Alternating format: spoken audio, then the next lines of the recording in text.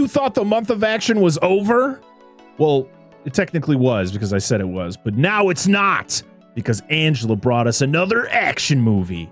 And we're hanging out with Michael Bay once again as we talk about his follow-up to Bad Boys, 1996's TheRock. Flip the switches to maximum amplification as Parker, Dan, and Angela prepare for their operation. With trivia and plot points scrawled across their walls, laughter and debate erupt as the movie's drama calls. The world may call them crazy, minds gone astray, but genius and passion and madness all dance the same way. Now the show begins to rise from its broadcast realm, and you can open your eyes as we dissect that film.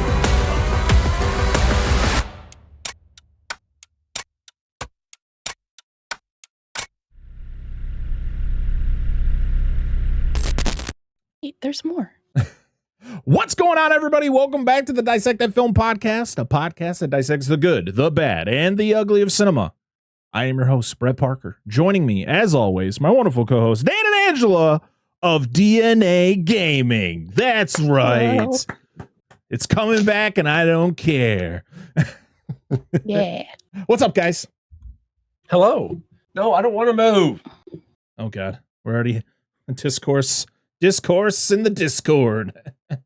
He's like way over there. You make it seem like I'm 40 feet away. I was like an extra foot and a half. I mean, there are times where and- I've edited episodes and Yeah. Dan's like Dan is like half in frame. Angela leaves. yeah? Dan doesn't move to center frame. He just sits on the side like he's slowly creeping out. Good. All the episodes I'm not here, he just still sits over Yes, he just sits there. on the Half side. cut Yeah, off. just a whole blank spot. We just need to have like when Angela can't be on an episode, we just need to have a still of Angela on the screen, but not like cut out, like the worst still. It's like just a picture of her next to you. Every time, like we'll have to figure this out. Like once we get money, once we get first money. we get the With sugar, nothing. then we get the money, then we get the women. No, Oh. sugar, money, power, women. That's it. So anyway, once we get the money, we'll hit an editor that'll just put Angela's like cut out of her just in a weird spot in the background, like coming out from under a picture frame or something. Yeah, like can that. it be Just a edited? whole Can it be episode. edited? Can it be animated so that, like once in a while it like looks like she's peeking around the out of that door there and Or closet, yeah. or you just see her peeking out from behind Dan's shoulder or something like that. That'd be so fun. Dude, it would Okay. freak. Dude, people who watch the YouTube videos would be so freaked out. Oh, Discord. Turn around. Sorry. Just gonna see my heart breaking. Oh, Discord was Go being ahead. a dick, so had to No, wait that's for you fine. guys to not freeze. That was fun. But yeah, So we anyway, would Angela touch him. we would freak people out because they wouldn't expect it. Because we That'd be wouldn't great. tell Hey. them that she wasn't going to be here, but then she would just randomly start peeking out from places. Jokes aside, No, 100%. So All I was jokes. doing my all jokes. Okay, man. well that's fair. I was going to tell you this is legit, true fact. Whatever. This is real Hand on life, heart. people. Strap in. This is real life. Get ready. Strap in, strap ons, baby. Whoa. So to reinforce your point about me not wanting to be on camera or at least centered in camera, I literally just got done taking a class for work, and the entire time I was literally in the bottom left-hand corner because I refused to move the camera. And my boss is like, dude, you should probably be more in the shot so they don't like not count the class against you. I was like, listen, the administrator's not yelling at me, so I'm not moving the fucking camera. So I just left it, and I'm just this head on the bottom left-hand corner that just moves occasionally. And that's it. Never turn the lights on. My camera's Oh. dark as fuck compared to everybody else's. It was great. Love it. It's a great time. That's right. So I keep the trend alive even when I'm not recording. Not me. I don't listen to this We're shit. back. And the only silence people care about is the silence of the lambs, all right? Right. Have you Or heard the sound of silence. Have you heard the lambs screaming, Clarice? You good? You asked her if she's good even though you just did what you did? What are you talking Not about? what I was expecting. I just want to wear the chicken skin. I can imagine people listening to this episode. Silence of the lambs. It's a great episode of The Office where we probably mentioned it in that episode where they're doing CPR training and Dwight cuts the face off of the CPR dummy and puts it on his face. Hello, Clarice. That's brilliant. So good. So good. Since you won't move. For everyone who's yelling right now, who is screaming at their TV or wondering what the hell is going on, today... Shut the fuck up. Yeah! We're burning this place to the ground! If you're wondering what's going on, so am I, because I don't even know what's going on. And she's here. And Angela's been here for 214 episodes, and she still doesn't know what we do every day. Nope. We're just here. Yep. But we're here today to talk about a pick that Angela randomly picked out of nowhere because we had no movie to talk about. And she picked 1996's The Rock. Alcatraz. The Rock. This cell block housed the most awesome skunk in America. No other prison in history was more carefully constructed to make escape impossible. What's the matter, fellas? Something wrong with the tour? The tour's over, Bob. But now, the only way to stop the unimaginable. I come straight to the point. 81 civilians are under my control as of this moment. A battery of VX gas rockets is presently deployed to deliver a highly lethal strike on the population of the San Francisco Bay Area. Is to get the one man who broke out of the Rock. Oh, I have a unique knowledge of this prison facility. I was formerly a guest here. To lead a chemical weapons specialist and a team of Navy SEALs to bring back in.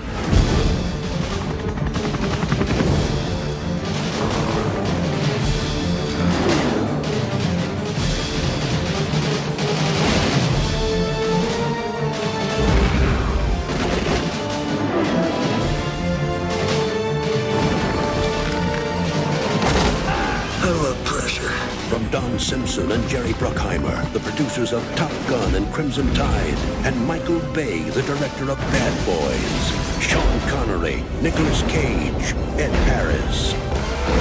This summer, get ready to rock.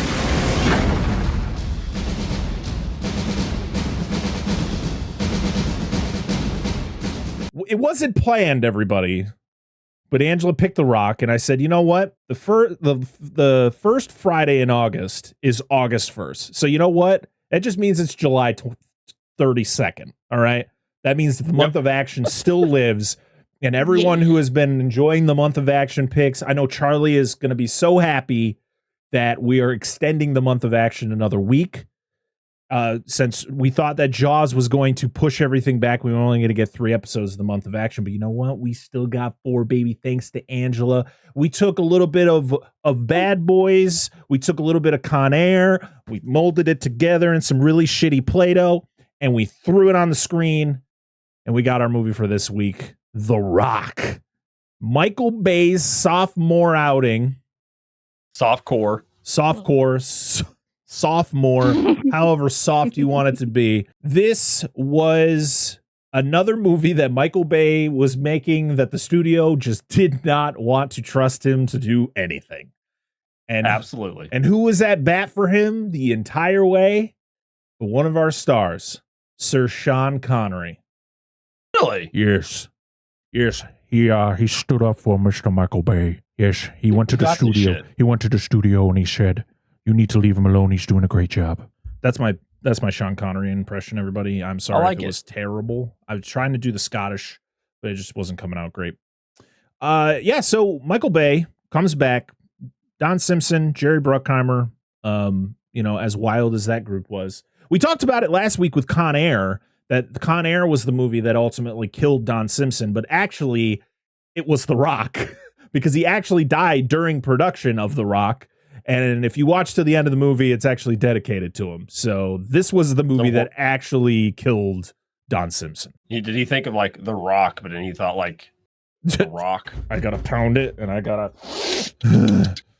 Yeah. He didn't order a rock for the set. He ordered a fucking boulder, and it's just too much for him. I mean, to be honest, he died of a drug-related, like, cardiac arrest or something like that, or a heart attack. Can't remember the actual cause of death, but it was drug related. Listen, He did too much. I'm going to make jokes.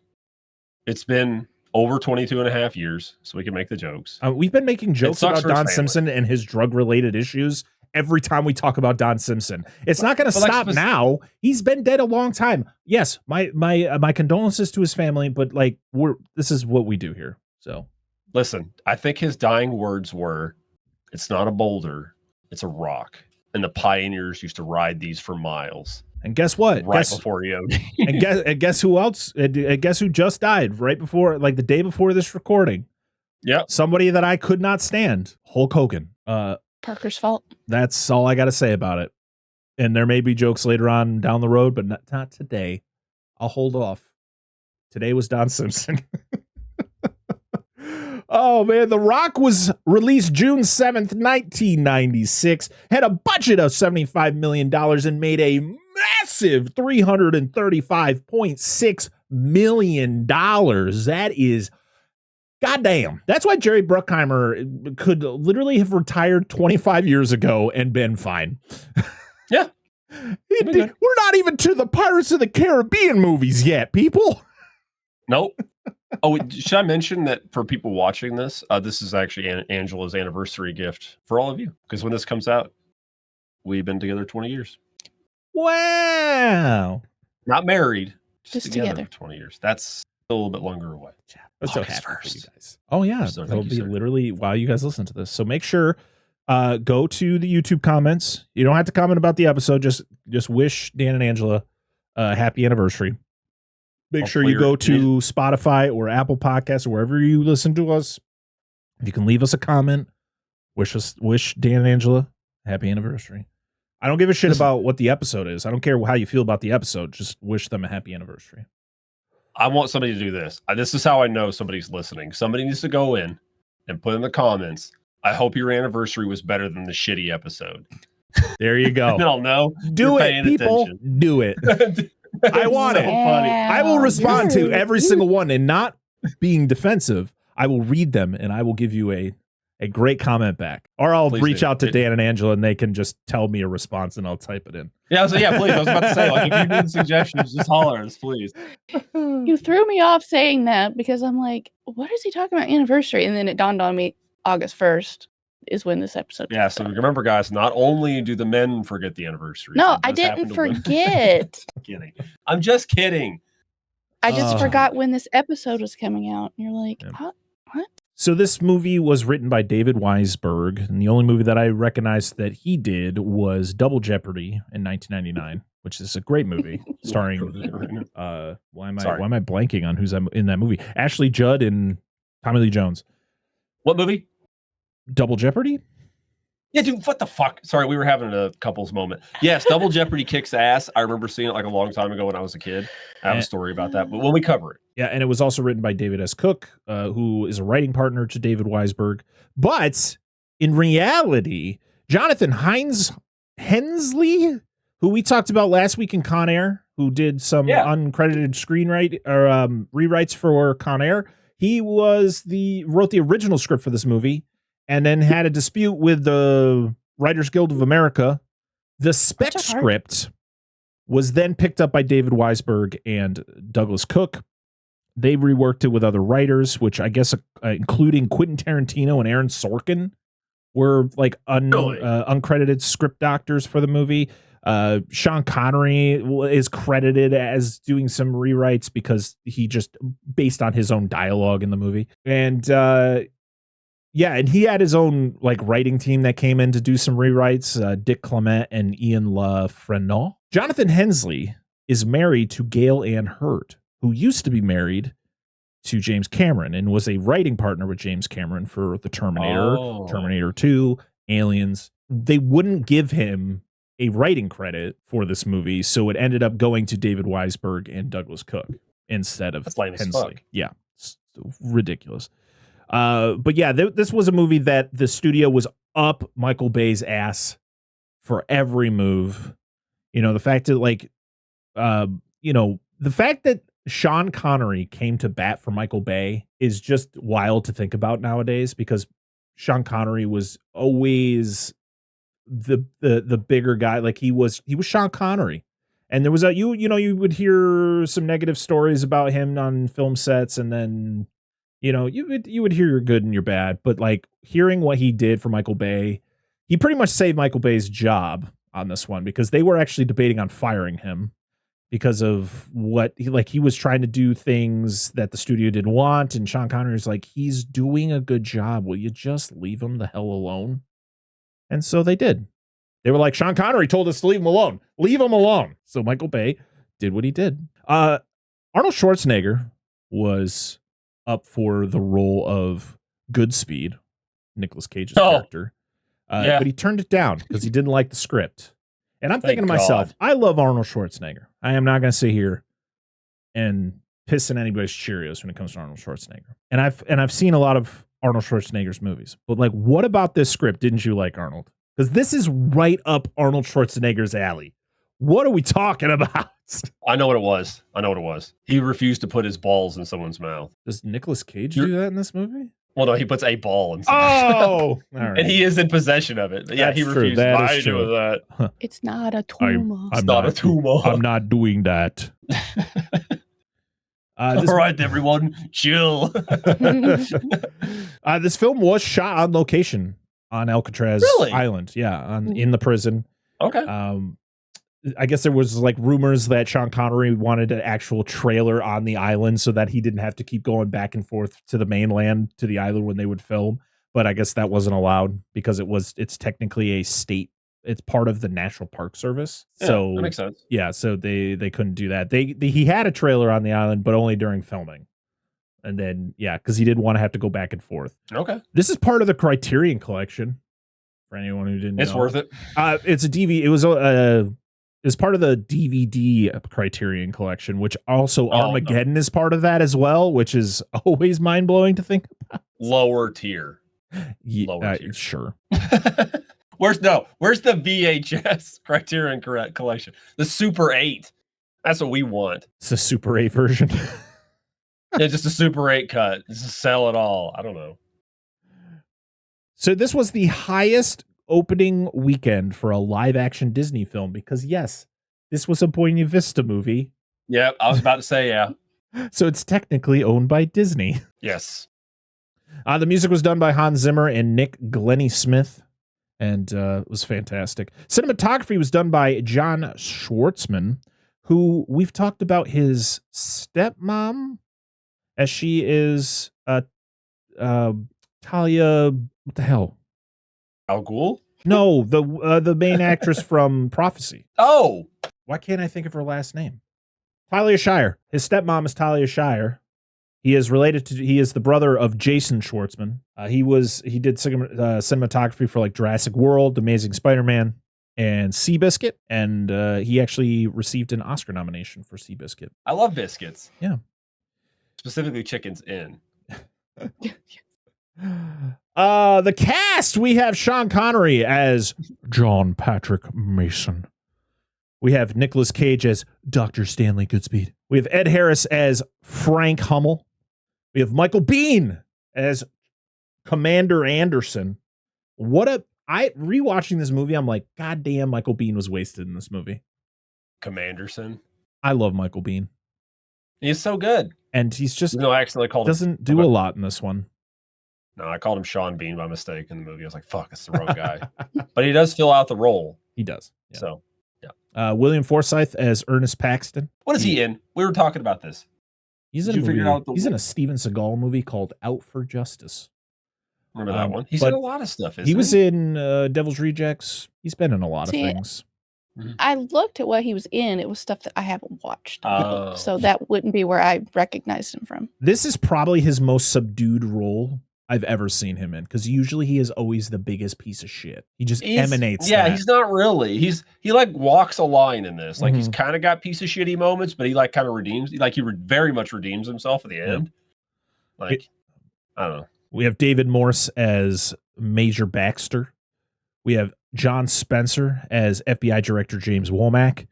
John C. McGinley as Captain Hendricks. Dr. Cox himself from Scrubs. I love John C. McGinley.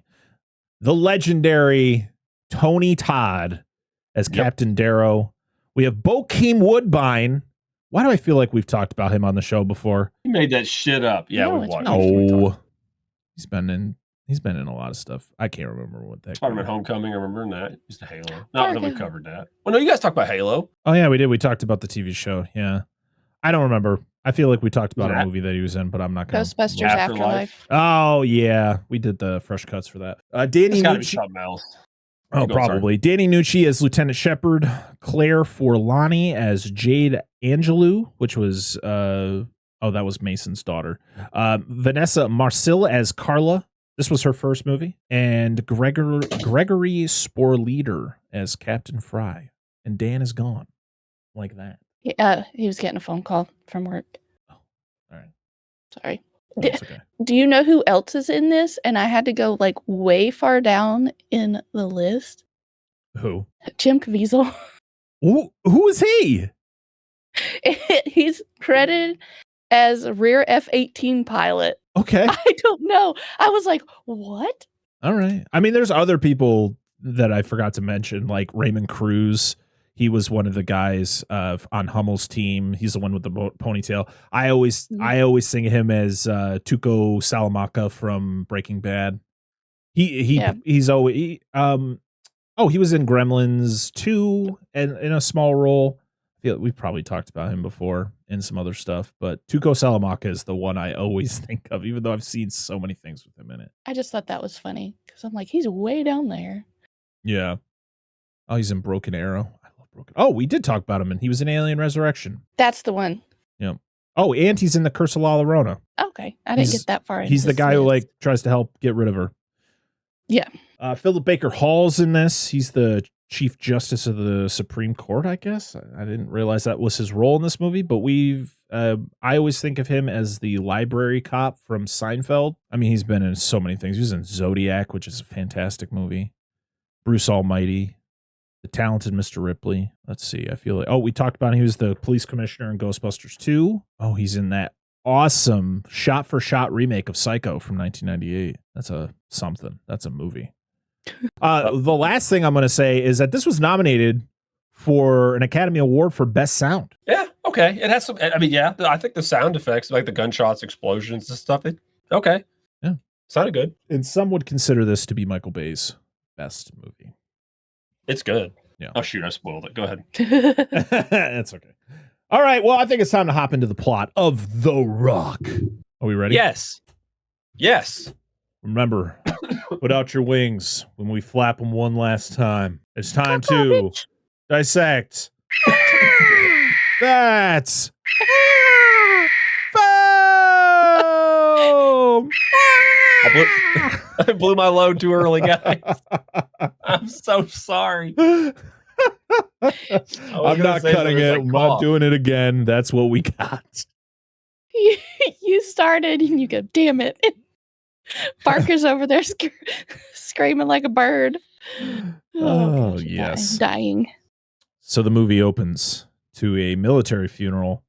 We see Ed Harris's character, Frank Hummel, and we get like audio, like voiceover over like the funeral and Ed Harris of some sort of battle that's going on, because this is during Desert Storm, I think, and so we're hearing people screaming and something clearly bad is happening in this situation, and that's when we get the title card, TheRock. I really wish though that the title card came later when they actually say TheRock like four times. Yeah, welcome to TheRock, and then you just get a fucking cool title card. Instead, it's like we got a 30-minute in title card. Yeah, exactly. Listen, what was Fresh the one did movie? it. It was 40. Yeah, Fresh. It was like 40 something minutes. Yeah. So he gets all dressed up in his military finest, and he visits his wife's grave. And he's like, honey, I'm going to do something really bad. And I'm sorry, but I have to do it because the government sucks. And I go, wow, this is very relatable to real life. I digress. So there is an attack on a fort. And to be honest, I've seen this movie so many times, but I don't think I've seen it probably in over 10 years, I would say. A while for me. it's been a while. I don't remember the fact that they don't use lethals. Like, Yeah. most of the movie. There's a few dudes in here that are either gonna be dead or fucked up. Oh, Bad. Yeah. They like shoot the guy with the dart and he just falls from the second story. You're like, did somebody catch him? Or What about the dude that fell out the window from the guard tower? that's what I'm saying. Like, He just fixed. Yeah, just somebody put a like, trampoline out there. Somebody put a net. They're like, he's fine. He's fine. He's in the military. He'd be all right. It's like his neck's just snapped. He's just dead. So, Nah, if he he's did fine. his core exercises, he'd be okay. Exactly. Sir, exactly. I don't think that's how that works. It is now. So they are there to steal 16 warheads, and you don't really know what is in these warheads, like what they are, until one of them breaks and one of these balls like falls on the ground and cracks open. Gusher. And yeah, it looks like a giant gusher. And That's it breaks open, and this guy just gets melted. Like he gets locked like into seal the room. the door real quick. Yeah. And the guy's in there, and he's like, "Let me out!" As his face is melting off, and it's like, "Sorry, buddy, you're done. Nothing's saving you." Turns into Toxic Avenger. He looks like the guy from He's- RoboCop. Yeah, yeah. Help me. Face has bubbles popping. Yeah, good effects though. Mm. Yes, very good. Oh yeah, it looks great. So then we meet. What the hell is his first name? What is Goodspeed's first? Stanley Goodspeed. Dr. Stanley Goodspeed, played by Nicolas Cage. Stanley. So when Nicolas Cage got the script and created this character, I guess the name was going to be different. It wasn't going to be Stanley, but I guess he was the one who came up with the name. But he also came up with the idea of that Goodspeed doesn't swear, that he finds any. So like Nicolas Cage does not swear once in this movie. You know, I was wondering why he's self-censored all the time. Yeah. Like, why don't you just say it's an R-rated movie? I was like, is this just like a weird, like the lines are recorded and they decided to bump up the rating? I didn't realize that. That's pretty No, cool. that was his choice. So we find out he likes the Beatles. He got I think he gets the White Album, or he gets one of the Beatles albums in the mail. Yep. He's like, it was like $175 or something like that. Or no, $400 or something. It's That's something crazy. dumb. Like I get it though. It's like my fiance will never understand someone who spends $400 on a Beatles record. I was like, people still do that. What are you talking about? Yep. Or no, 600. I even wrote it. It's actually $600. Technicalities. Dang, that's more than a house payment. So they get alerted that there is a package downstairs Life alert. that just came in from what country? Mexico? I don't know. No, They don't. I know it's not Mexico. They mentioned somewhere. I can't remember. I can't. it was like Bosnia or something like that. Maybe. Yeah. Google what's inside the box. What's I'll what's answer in the you box? That is not What's in going to the be what goes on. box? It's Gwyneth Paltrow's head, you dumbass. So yeah, so it's got gas, which is called sarin gas, which I guess is really, really bad. And it's a race against the clock to stop the C4 that's also involved in this explosive that I releases don't this understand gas. why. Why is it both? Also, yeah, this guy, you have Nicolas Cage, who is like trying to be calm. He's trying to get this thing done, because if he doesn't try to defuse this thing, he's going to die. But then you have this other guy in there who's like, my glove is melting. He's like, well, I mean, I get it. It's a pretty intense situation. You're freaking out, but like, bro, maybe you should help to try to get the situation under control. Also, the No, sprinkler. He's going to stand like this. Yeah, he's got my gloves are melting. They can't get the sprinklers to work. It's a whole thing. It's a bad situation. Where's my water? And I love it though, because they're like, you got to stab this needle into your heart just in case like you get exposed. And the guy's like, you want me to stab this into my heart? And then Why? And then of course it's like the last. No, why? Literally the entire time this is happening, I'm like, why? Why is this happening? Why This are we dude is doing not this? helping him at all. No. He's just like wigging out about it. But of course, like last second, showers turn on. He defuses the bomb, and I love it. He was like, "You guys, I was this close to putting this into my heart." We're back at Goodspeed's apartment, and I love the fact that his girlfriend comes home And she doesn't really even flinch to the fact that he is literally sitting in his chair naked playing guitar. Yep. Yep.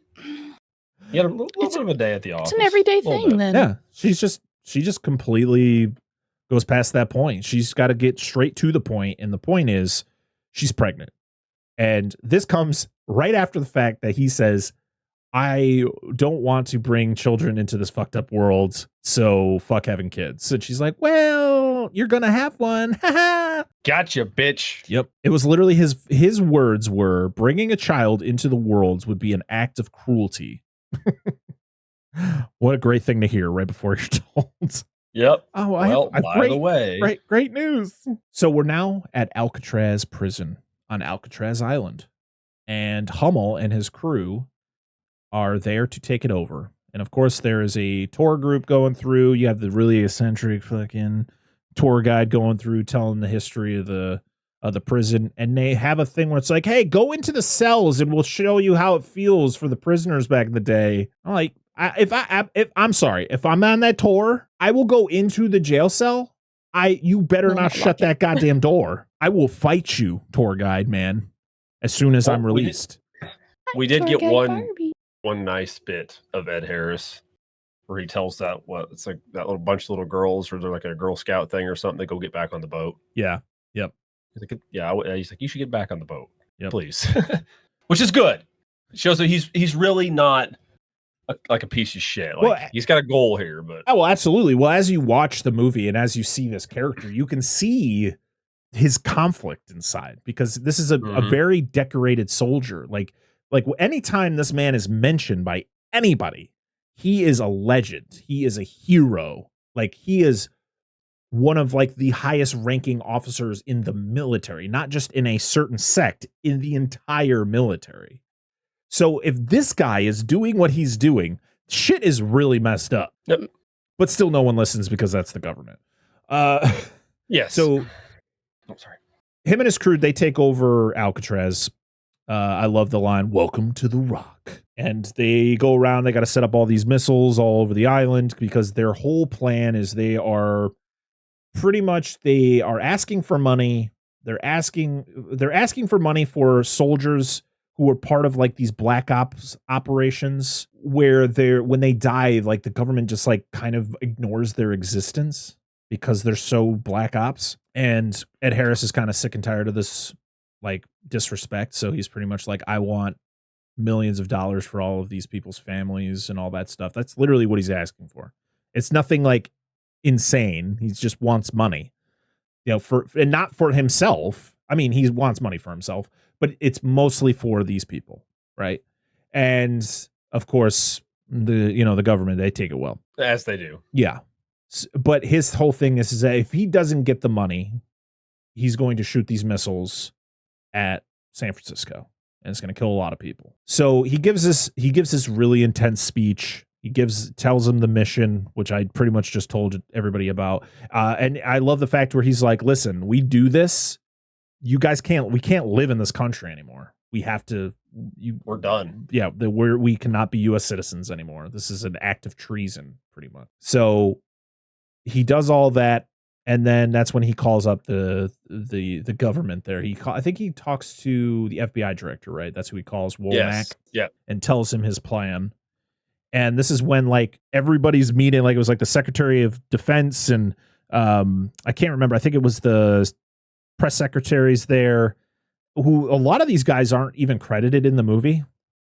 Like the guy who plays the press secretary, who they talk to, is like 33 years old, which is always, it was like, I was watching this movie, he's like, I'm 33. And I'm like, I'm 33.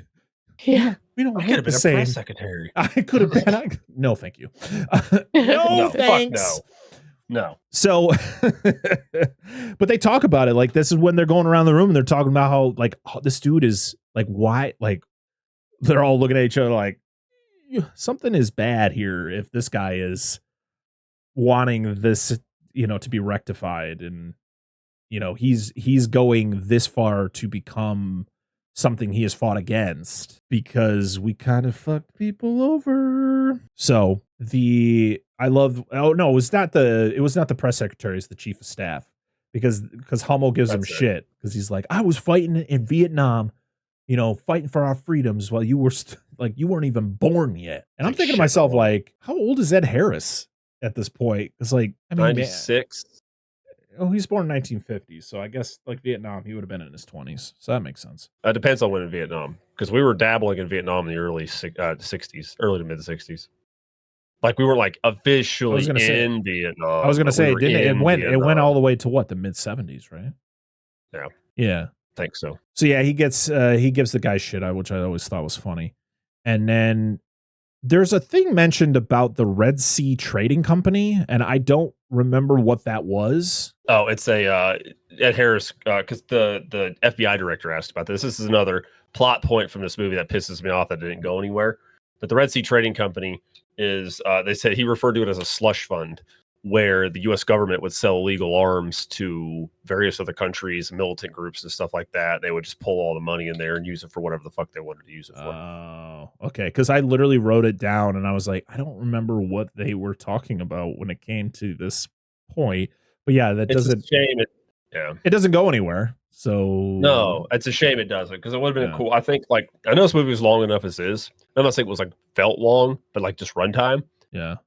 And I almost wish this was a sub, a B plot almost kind of going on vaguely in the background, because I think there should have been something to this, but nothing. Yep. So he gives him 40 hours to comply, and then it kind of breaks down how extreme these bombs are. So it's called VX gas, but it's it's in a liquid form in these balls that are inside this missile, and it said 1 teaspoon bath beads. Yeah, pretty much. 1 teaspoon kills I think anything in 100-foot cubic radius or something like that. And then yeah, they said 1 bomb would kill up to 76,000 people. Yep, if it's dispersed in the air. Yeah. It's it's not good shit. And I'm thinking to myself, based on kind of how this movie progresses, and why would you pick these bombs of all weapons to fake threaten people with? I guess I had to say hey, we're not fucking around. And then what is so different than just nukes? Yeah, it's can we just have regular missiles? So Goodspeed is called in while he's getting hooked. Nothing's happening. It's such a weird thing when they have sex scenes like this, because then she hops off and I'm like, nothing's happening down there. Nothing's going on. I think they were just rubbing up against each other. I think so. But yeah, he gets called in. I love the fact that he literally works for the government, and she's mad because he's getting called into work. I'm I don't think he can say no. I don't think that's an option for him. So I mean, I get it, but I think your anger needs to be directed somewhere else. Yeah, it's you can't do anything about it. You can't go to, you don't go to work. You just lose your fucking job. And yeah, you it's have, sorry, my fiance said I couldn't go in today. It's but you have a very serious job. We got deadly missiles aimed at a major city. I'm sorry, she said I couldn't. I don't know what to tell you. I don't want to sleep on the. I don't want to sleep on the couch. All right. Yeah. I just got back into bed. This is when we meet Michael Bihn's character. He's the leader of the SEALs, and literally he is the only actor out of all the SEALs. All the actual people around him are actual SEALs. Yeah. There's probably a couple other actors kind of mixed in there, but I think the majority of them were SEALs. And he's talking about blueprints of the prison, but they're, they talk about Alcatraz is a maze. And also Alcatraz has been changed so many times over the years that these blueprints may not be reflective to what Alcatraz is now. So it's well, we need somebody who kind of knows the ins and outs of the prison. So and they're well, there's only one man who's broken out of Alcatraz and made it out alive. And the Womack's we can't call him. And I love that Seinfeld library cop's just listen, we got to do what we got to do, okay? It's I have a hard time going to the bathroom at night, but we got to do this. And I was I don't know how that was relevant to the conversation, but I guess that's what had to be mentioned. I think they were concerned about him being on the run and stuff. And yeah, the dude's as old as I am. I got to go get up 3 times in the middle of the night to go to the bathroom. So do I, and I'm not as old as he is. So we go to, I think this is one of their headquarters, and we meet Paxton, played by William Forsythe. He's the West Coast operations guy, and he knows nothing about John Mason. He's like, so what has this guy done? All this stuff. He's like, it's a need to know thing. But then they break it down. He's like, he was incarcerated in Alcatraz in 1962. He broke out in 1963. And he's kind of been locked up ever since. And I'm just like, some of these things don't add up. Like, how old is this guy's daughter? Like, I thought she'd be like in her 20s, but I guess she must be in her like mid to late 30s. Because she would have had to have been born before he was locked up, right? Yeah. He said no, she could have been born while he was in prison. Yeah, because he said the last time he got pictures of her was when she was 10. Yeah. I also have to remember this came out in 95. So like the 60s was 30 years ago at that point. Yep. So she could be like 30 or like early to mid 30s. So yeah, so he's like the one guy that they would need in order to figure out how to get in and out of Alcatraz without being spotted. So Mason is told about the situation. He talks with Paxton, but Paxton, of course, is being like the tough ass. And so Mason wants like nothing to do with it. He's just giving him shit. And he's like, yeah, just put him away. Put him back in the cage. And that's when Womack's like, Goodspeed, you're going to go in there and talk to him. And he's like, I'm just a chemist. Like, I'm a biochemist. Like, this isn't my thing. And I just love that he goes in there and we get the introduction. He's like, I'm Stanley Goodspeed. He's like, of course you are, which is a line from Diamonds Are Forever, which one of Connery's James Bond movies, which there is a theory that this is a pseudo James Bond movie, that Mason is actually James Bond, because I think the last James Bond movie that Connery did was like, I think mid 60s. 72. Okay. 72, 73. It was Diamonds Are Forever. Yeah, because it was another one that he did in like the 80s that was like, it wasn't an official sequel or not an official James Bond movie that he did. Can't remember which one that was. Really? Because I know he did a bunch in the 60s and then he stopped for a while and then he did pretty sure he did Diamonds Are Forever in the early 70s. I think. I'm not a James Bond guy. She's looking too. Never Say Never Again in 1983. Okay, yeah, because sorry, Diamonds Are Forever was 71. 71. But yeah, people like to connect this with James Bond because of his history and like the character's backstory is very similar to James Bond and who he worked for and all that. So, you know what? I'll take it. I'll accept it. Okay.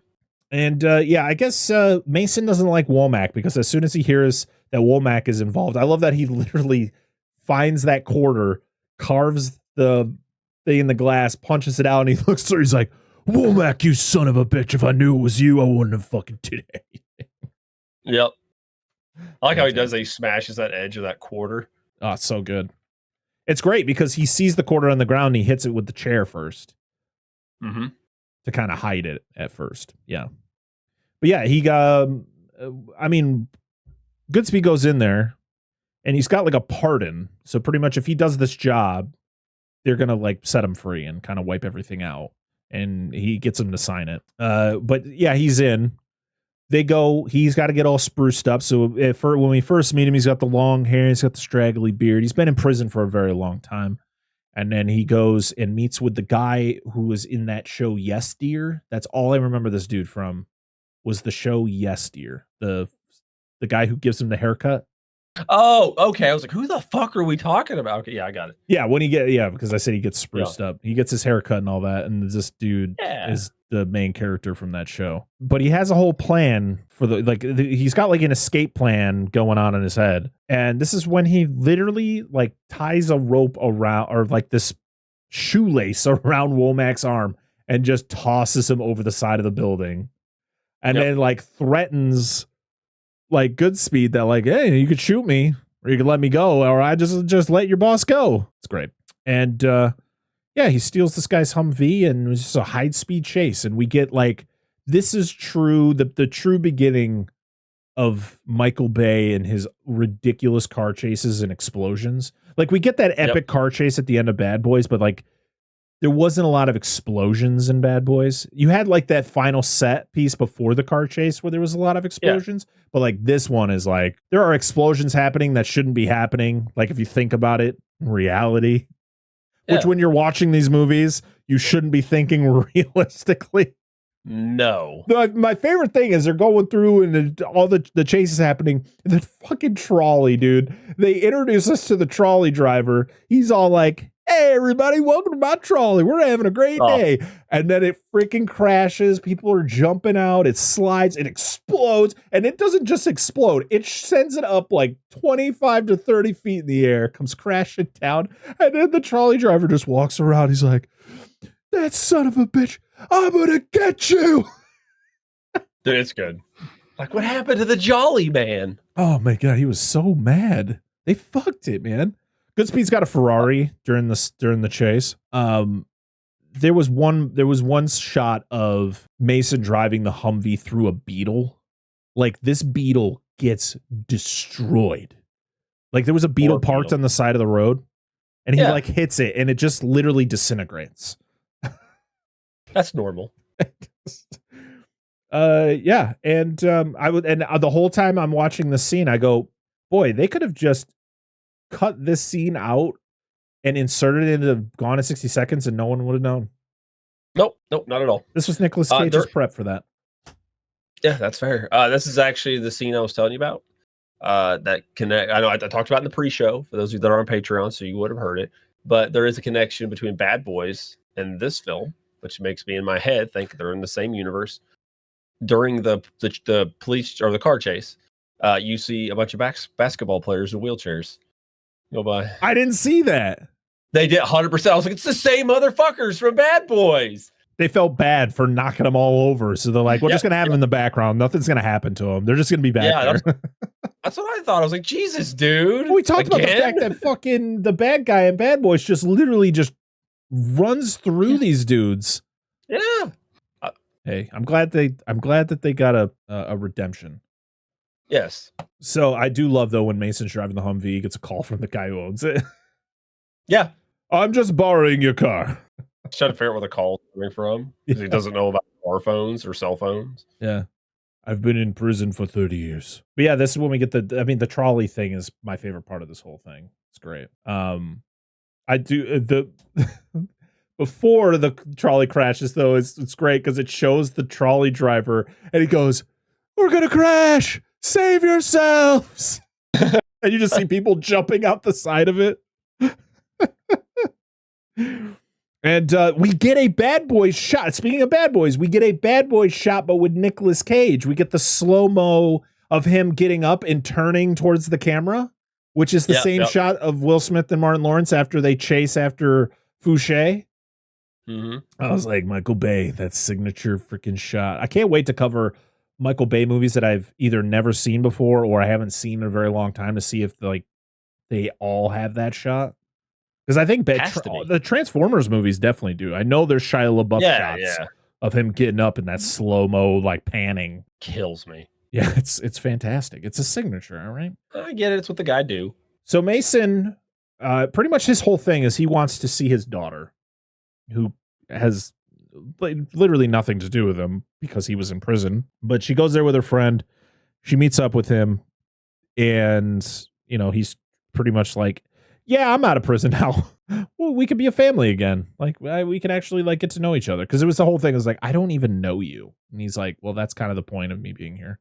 I want to get to know you. And then Which is fair. It's commendable. And I do like the fact, though, when they show up and she thinks he's getting arrested again. And Nicolas Cage is like, oh, no, your father's working with us. So he's fine. Yeah, we just need to take him with us on our mission. To kind of cover. Yeah. So he's being a cool guy. He's playing along. So it's a lot of, to be honest, there's even the bad guys, most of the bad guys aren't truly bad guys. You understand their motives to a degree. There are a couple of them, for instance, Tony Todd and I can't remember the other guy's name. I think it was Lieutenant Shepard. Yeah, Shitty McWeasel face. Yeah, Danny Nucci. Oh God, there's no way. With that name, a guy has to be a villain. Yeah, he was in. Oh no, that's not who that is. Who was it? Captain Fry? I love fries. I'm trying to think. Who was the guy? The other guy with the other true bad guy of the movie with Tony. I think Todd. it's the guy you're talking about, but I don't know for sure. So what was I saying? I don't remember. Oh, they're not all bad. They're not all true bad. Oh guys, yeah, the except fact for that like the two or bad, three like there's a people. lot of great characters in this movie, like written very well, which is wild to think about when you look at like the history of the actual writing of this movie, where it was kind of a shit show. So the fact that like we got a lot of like characters that were like not relatable. Well, I guess you could say relatable, but also like you felt for them. Like, of course, Yeah. you feel for Sean Connery. You feel for Mason because he was falsely imprisoned because he stole secrets that was going to expose his own government. Oh, fuck. And man, the U.S. government. And yeah, well, a lot of people. Yep. So instead of like actually trying him, they just threw him in jail, like illegally. Yep. And then like Nicolas Cage is who he is. Like this is, we talked about Con Air last week, and Con Air actually came out a year after this one. And like, he is very subdued in that movie. He's not like full on Nicolas Cage. This is full on Nicolas Cage. He is all over the place in this movie. And it's so much fun to watch because he is a fish out of water and he is just trying to figure out how to get through this day. And it's so good. Poor guy. Poor guy. He's not even supposed to be here today. So I love when Mason sees Womack again and Womack's in the sling and he's like, how's your bowling arm? And yes, Goodspeed's super pumped about the whole situation. And Carla's coming to visit, even though he tells her not to, because he finds out what's actually happening. He's like, this isn't good. Isn't training. Yep. So we're already down to 17 hours left of this deadline. We started at 40 at the beginning of the movie. Well, I don't think we're even halfway through the movie and we're already down to 17. No. So this is when Michael Biehn and his crew come up with a plan. They're going to infiltrate Alcatraz. They're going to like set up an incursion to the island.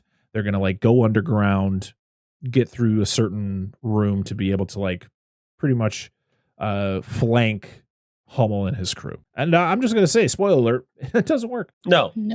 Because literally they're flying in their helicopter and they're literally, they can see it on their little radar, like on the island, like there's bogeys coming. But it's like, but guess what? We have underwater boat things. I want to ride one of these. We were talking about that. Like, he didn't even have to kick his feet. Oh, because she says he can't swim. Because Carla says that Stanley can't swim. Yeah. Well, he's a bitch, right? Well, Get that's better, the Stanley. thing is, Mason doesn't truly know who Goodspeed is, but then he finds out because Goodspeed is not hiding the fact that he is, like I said, a fish out of water. He is literally like nauseous and terrified, and I love that Mason's just like, I know you're not who you are. Don't get us fucking killed. And in all fairness, that's not a bad, like, I mean, he could compromise the entire situation. Like, if this movie played, absolutely, played out differently. Yeah. So they go dark and it's time to hit the water. And this is what I said. I want one of those water bikes. Those things are fucking cool. That's right, dude. Just drop it in a lake. Yeah. All right. I'll see you guys later. Yep. And you just come back up on the other side. I don't surface the for other side of the hours. lake. Yeah, you're on the other side of the lake. Oh, where are we at? I don't know the other side. The other side's 5 miles away. I think we're Could be lost. a long day, I guess. So Mason goes through like this crazy obstacle course. This is like what is it, Curse of the Hidden Temple, but on crack, where it's like, all right, so this door is locked. Oh darn, what do we do? Oh, I'm gonna go through the spinning gears that are shooting fire. That's how I have to get to the other side. And I went, who designed this? This is a horrible design. Yep. He's like, let me put my mask on, my anti-char mask. Yeah, he just pulls down his ski mask like that's gonna help whatever this is. It's all the materials just fused to his face. He Now. comes It's in, like, he's oh, just God! melted to his face. I can't take it off now. I am now Mask Man. Yep. But I'm He's like, just, oh, it's I'm just wondering. This isn't a like. This is a the prison hasn't been functional in like decades. Who built the prison and went, you know what we need? We need gears on fire. We need gears. We need fire shooting out. What? Like, all I could think of is Hummel's guys set this up, but no, that I don't think that happened. Now, so what it is before rolling through the flaming gear trap of death, he goes in as Sean Connery, but then comes out as the man in the melted polyurethane mask.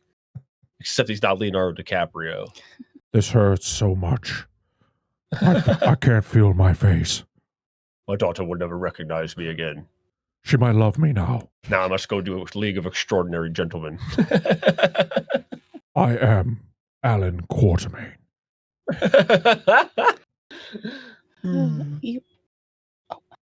So and then we get of course he makes it through. They all think he's dead. You gotta abort mission. No, he opens the door and he goes, "Welcome to TheRock." Title card. I know, this is where it should have happened. Yep.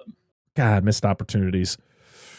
So they're navigating the bowels of the prison, and you find out a little bit earlier that they were setting up these like little motion sensors on some of the manhole covers, or on some of like there was like grates in the floor, and they actually discover that they're there when they're like checking for them, but they don't realize there's like a trip wire, or there's like a trip laser or something that they didn't fully understand.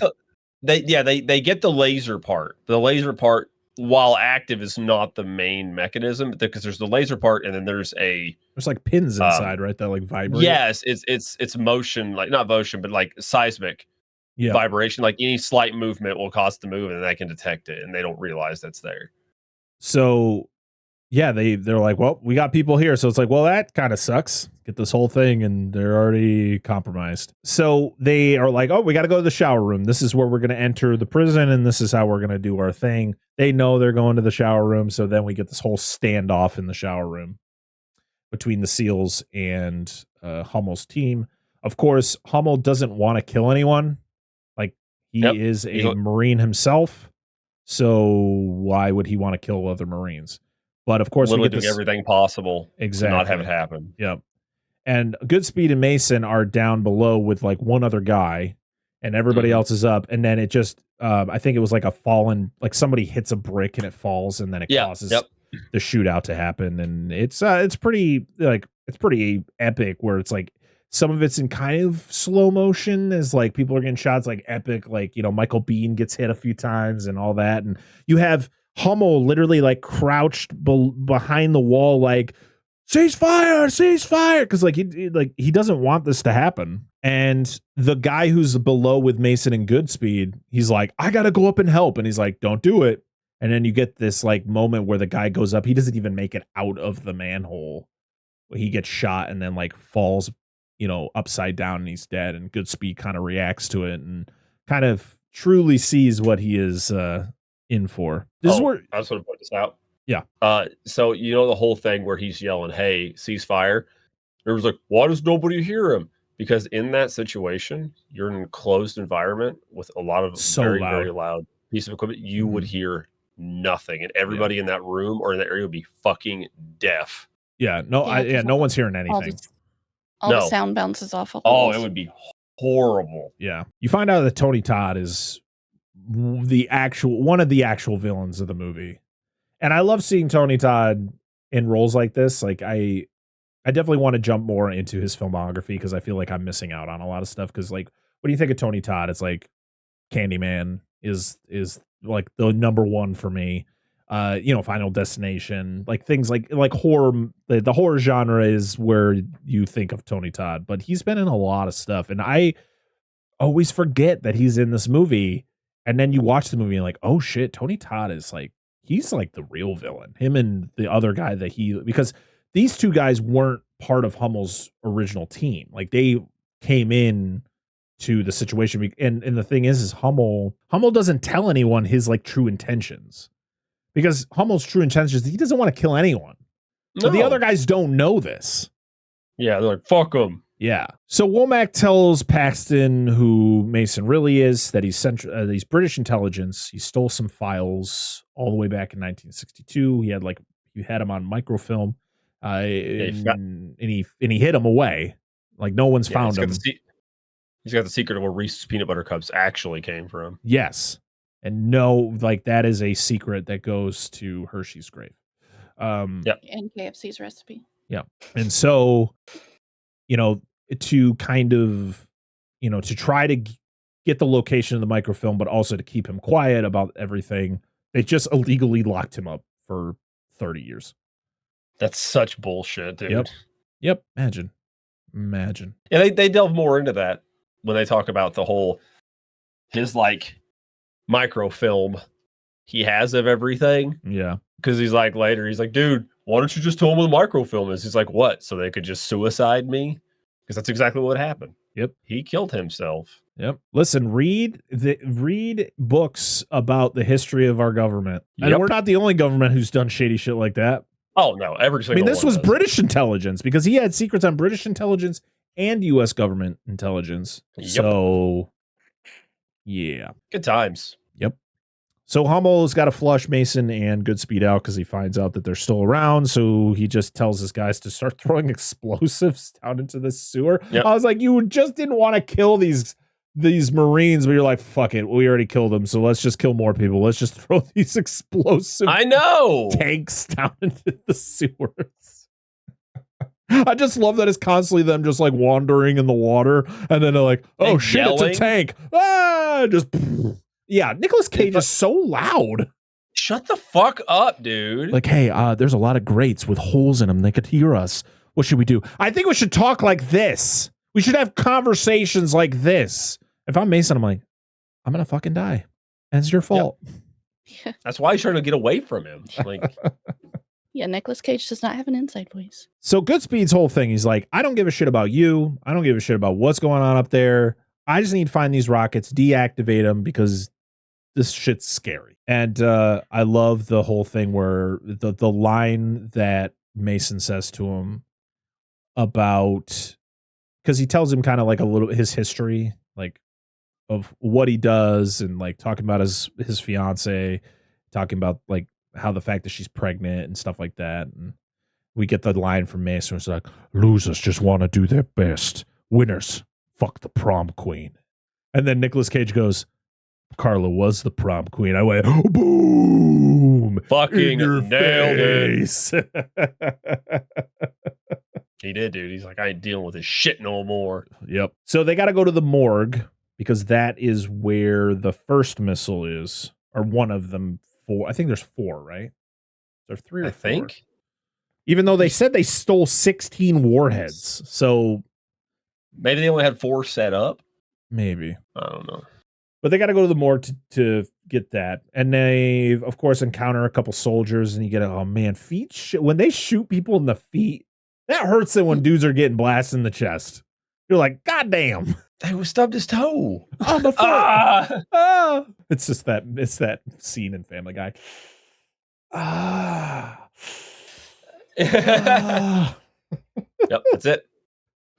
And I love it where Mason sends the, like, it looks like an AC unit or like a fan that just lands on one of the guys. And Goodspeed is like messing with the bomb to try to defuse it. And the foot's twitching. And he goes, the foot thing. Is that normal? And he's like, oh, You've yes. killed people before. Is that Yeah. He's like, oh, yes. I've seen that many times before. And he's like, okay, because it's really distracting. Can you do something about it? You want me to kill him again? Yeah. He's got to put. What do you want him to So fucking do? I love his look though. He's just like, "What do you want me to do? Kill him again?" I want people Some to of the rate. banter's I good. want people to really like just hammer on me on these awful Sean Connery impersonations because I'm in. I'm trying my best, but I just can't do it. Like, I'm in. I'm sold. I'm gonna like try it after we're done recording, and it's gonna come out perfect. I'm gonna be like, I fucking hate myself. So they take the missile apart. This is where we see the pearls. That's what they call the green balls that house this really toxic chemical. And pretty much what he has to do is he has to take out these pearls, which are the worst designs ever. It's so stupid. Like, it's literally this, like, it's a metal plate, and it's like dangling there like fucking anal beads. Yep. Come on. Yep. Did you not watch this and go, these look like anal beads? We already said that a little bit ago. We whispered it to each other. These are quite hefty. Yeah, These they like are. These are like the backdoor blitz, dude. Like they like if you like ripcorded that like foot on cheek, like you're starting a lawnmower and just The sound it makes as they're coming out. yeah, it'd be rough. It'd be rough. Oh no! But when I see these though, I always think of like bath beads. Like every time. I'm like, they do. beads? Yeah, that or like just like massive paintballs.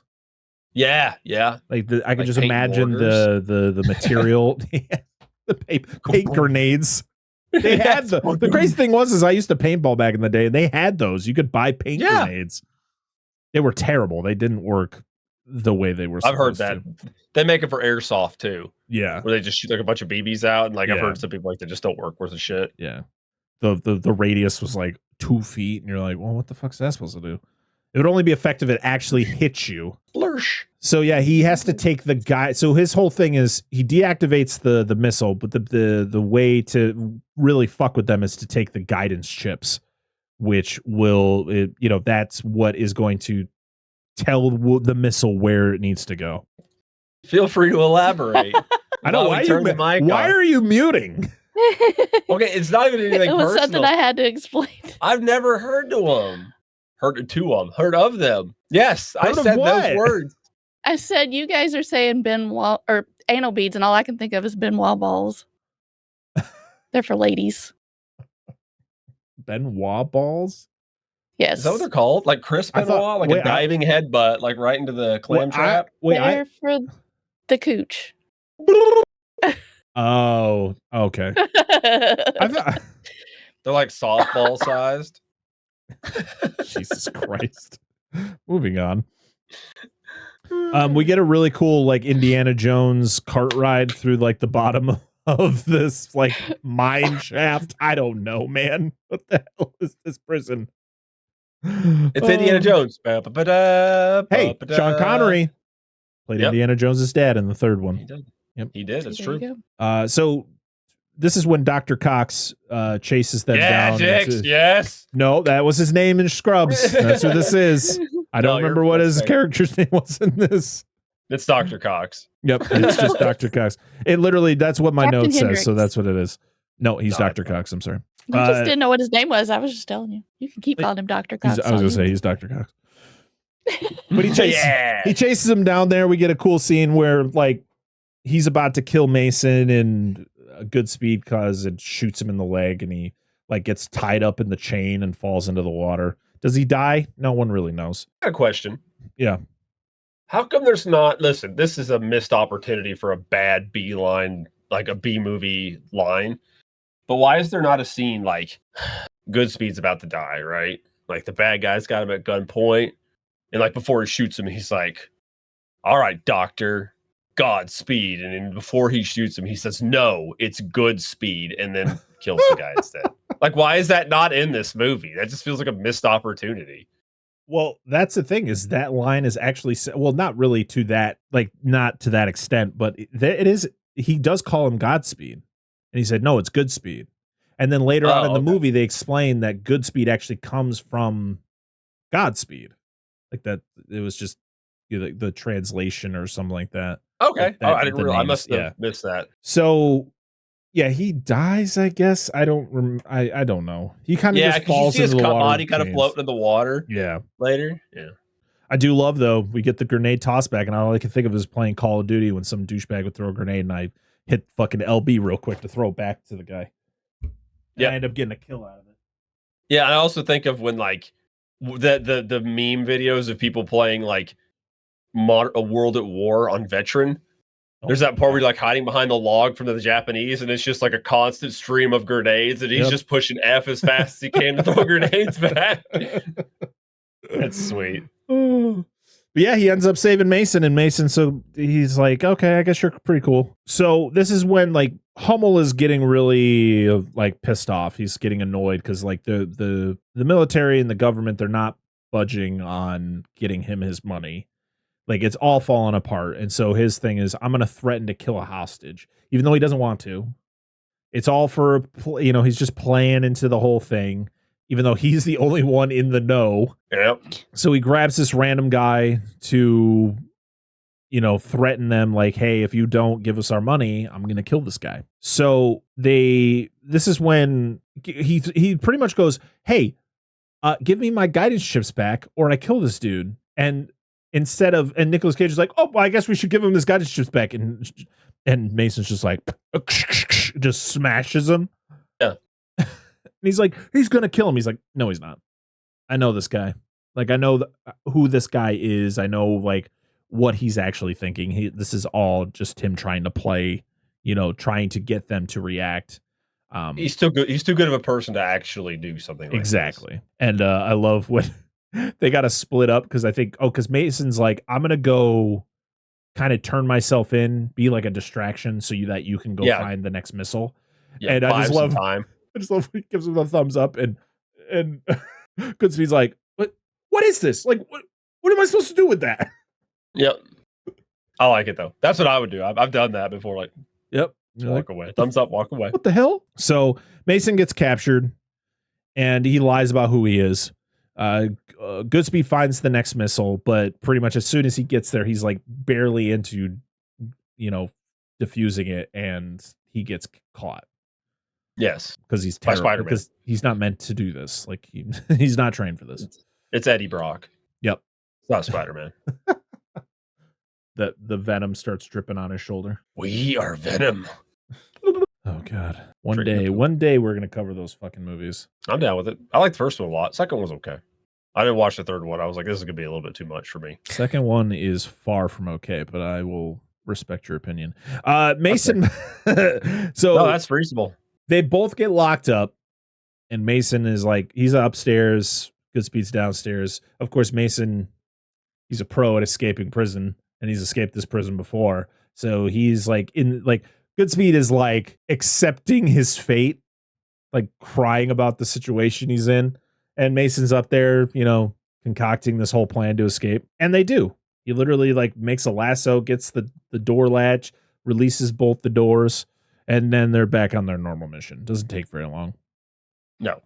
We're back with Hummel, and all the guys that are working with him are getting very antsy, especially those two guys that kind of just came in later. Well, not later, but they came in like from the outside. So you have like Tony Todd and the other dude. This is like a horror movie cliche. There's always that one guy. What somebody else vouched. What was that? Yes, horror movie cliche. What is a horror movie? That's right. That's close enough. I thought I was the one who was not able to talk today. No, dude, I've done it like 4 times this video. A horror movie. I like that. Yes, it's great. So horror movies.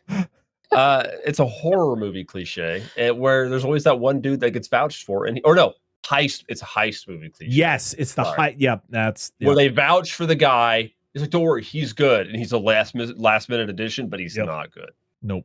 Yeah. So yeah, they're wondering like what's going on. Are we actually going to shoot these missiles? Like we're stalling, and he's just trying any which way to stall and to not shoot these missiles off. Goodspeed is trying to convince Mason to stay and help, but he's like, nah, I'm not getting captured again. This is it. I'm out of here. And so Goodspeed's like, I guess I'm going to do this on my own. And he doesn't do a great job. Mason has to come back and save his ass. So pretty much there's a whole thing where it's like this tense moment where Tony Todd is at the computer and he's ready to launch the missiles. He's just waiting on Hummel's orders to launch them. But he's sitting there. He's like, we're going to wait a little longer. We're going to wait a little longer. To the point where everybody's just like, you're not going to shoot these, are you? But then they do. He tells him to shoot it to the point where behind the guy's back, he's like, that's me typing on a keyboard.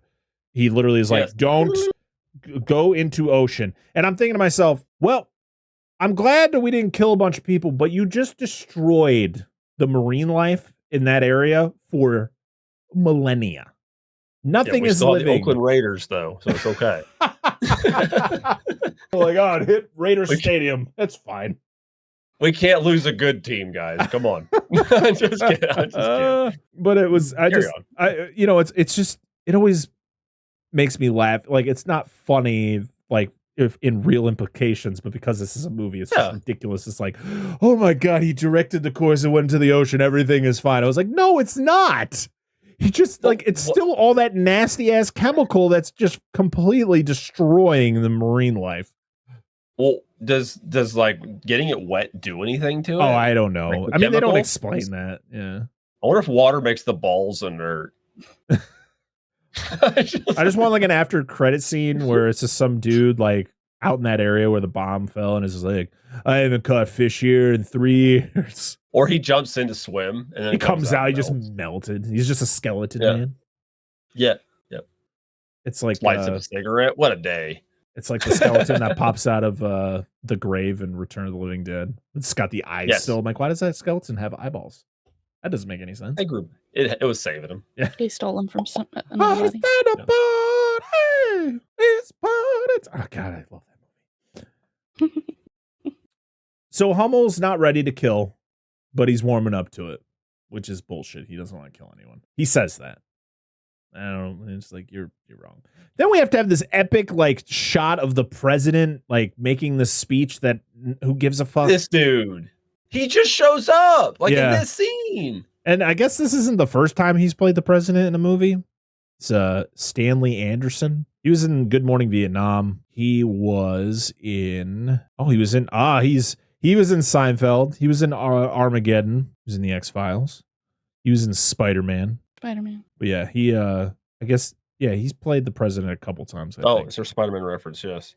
Yeah, so he was in RoboCop 3, the best RoboCop, some people may say. Yeah, apparently. But yeah, he makes this really, I guess, supposed to be a heartfelt speech about like the implications of what's going on and all that stuff. And he is like, "Oh, today is going to change the course of history," because he's the one who has to give the okay to nuke Alcatraz, not just bomb it, to nuke it. Well, they're napalming it. Okay, that's still really bad. No, it's not good. He's like, yeah, we're gonna kill. Yeah, he's gonna kill all the hostages and everything. So got to have this really, sorrowful speech. So Tony Todd and his Bill Pullman. It would have meant more. Yeah. Next year we are covering Independence Day and Independence Day Resurgence, or whatever the fuck the sequel's called. We're doing it. Please. Back to back. Please. So Hummel faces off against the two mercenaries because they're like, it's clearly you're not gonna do what you said you were gonna do, so we're gonna fight you. And then his buddy turns on him, I guess. Temporarily. It's a ploy. It was to kind of trick him, be like, haha, 3 against 1, bitch. Also, there was Bokeem Woodbine's character is there too, because he's one of the 3. There was 3 guys who were like on the outside that came in. Yep. And he gets lit up. Right in the absolutely lit up. Yeah. And there's just a big shootout, and Hummel. This is one of those moments where they set up Ed Harris being the villain of the movie, and then he just dies. And he dies failing his mission and becoming the person that he, pretty much was born to protect against, right? He dies a traitor. And so his whole legacy is going to be this moment, and it sucks because based on what he, his life and him being considered a hero, and he had been doing it for 30 years and all that, and to die this way, it was kind of a tragic end for this character, because especially it was just especially because he doesn't want to kill people. The whole point was to kind of just play with the government, to kind of get the government to fold, to pretty much just because of his status to just fold to his demands. But unfortunately, it didn't go his way, and then it just ends the way it ends. Yeah, and he tried to stop them because he knew they would have actually done it. Yep. So he was still at his core himself. He wanted. That's what he did. He did not intend any of that stuff to happen. It just did. Yeah. Which, as intelligent as he is, I'm surprised he didn't foresee this, or at least be more prepared for it. Yeah, you would think this would have been something that they planned for years. This was something that he had been kind of brewing for a long, long time, and he probably was. But I don't I think you always got to look at it as of course it was the guys that he didn't know.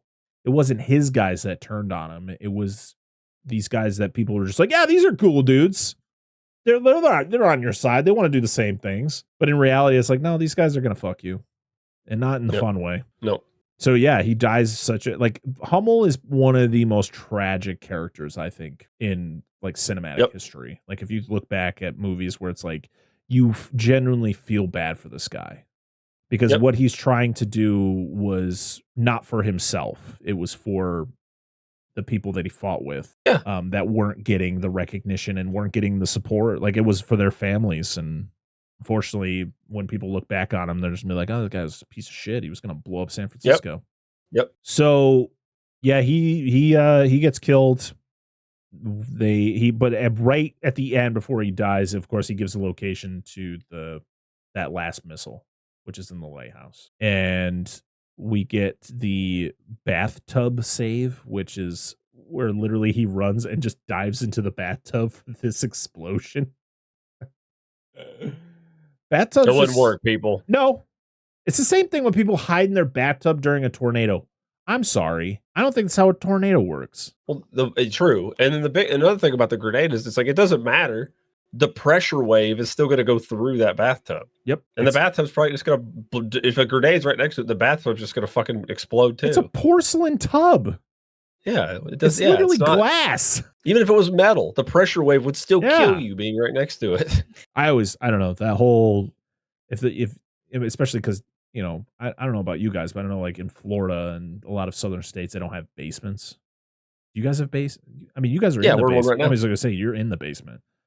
They're here and there. They're not like they are here, but they're not all over. But they're not rare, I guess. Well, I know in like Florida, because of the low, like the water level is so high. Yes, that they can't make basements.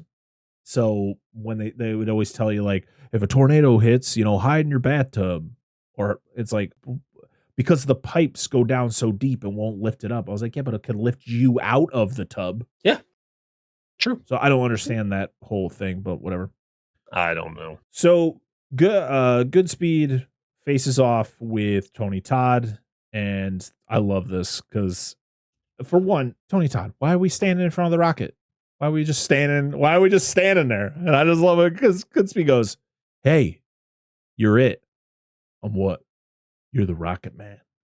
Boop. Yeah, because he asked him if he's ever listened to it. And he couldn't even reference a fucking Beatles song. I know. We had to. Well, I mean, it's because it's a rocket, dude. I know. We can work it in nowhere.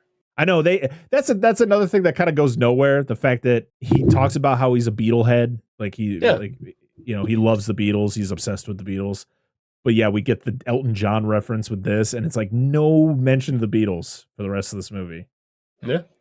So I guess it's more of the thing is like he's really into music, but like this is the only thing that references music other than that Beatles scene. Yeah. But yeah, that's great. True. I love this. When he gets hit with the missile, he goes out and then he falls and gets impaled. So Tony Todd's out of the picture. Yep. And Mason takes out another guy. He takes out the dude who's like, he's got the machine gun on top of the building. Yep. He takes him out. And Goodspeed then faces off against that last guy, like the main bad guy. Like this is the ultimate bad guy. And I don't see how. Like Tony Todd's character, I felt was more prevalent than this douche fuck. But yeah, he just kind of comes around the corner with his big mouth, and he's like, "Shoot the missiles!" Yep. Who are you, dude? The corners of his mouth went like all like he could have been the Joker. He was probably his dad. Oh, he's got a big mouth. This is Joker toxin. He just eats it. I don't know. And he fights this guy to the point though where he grabs one of the pearls and just shoves it in his mouth and then punches him, which then activates the pearl, and then we get him fucking melting. Just fantastic. Pearl power activate. Yeah, because that's the one he saved from falling off the. That's right. Yeah, because when he had to like hide it in like that vent that was there. Yeah. But that was the one, he had to like crawl and like catch him before it went off the side of the building. And it was like in his front pocket after he got like thrown around a bunch. Like that would have burst already. I know. Yeah. You just imagine NicholasCage dies in this point? Yep. It probably would have busted from him dropping it as much as he alluded to it being, oh, don't touch it because it might bust. Yep. I'm gonna need you to stick this way up your butt.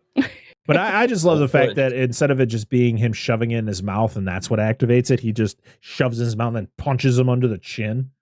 That's so good, dude. It's very impactful. It's good. Yep. It's good.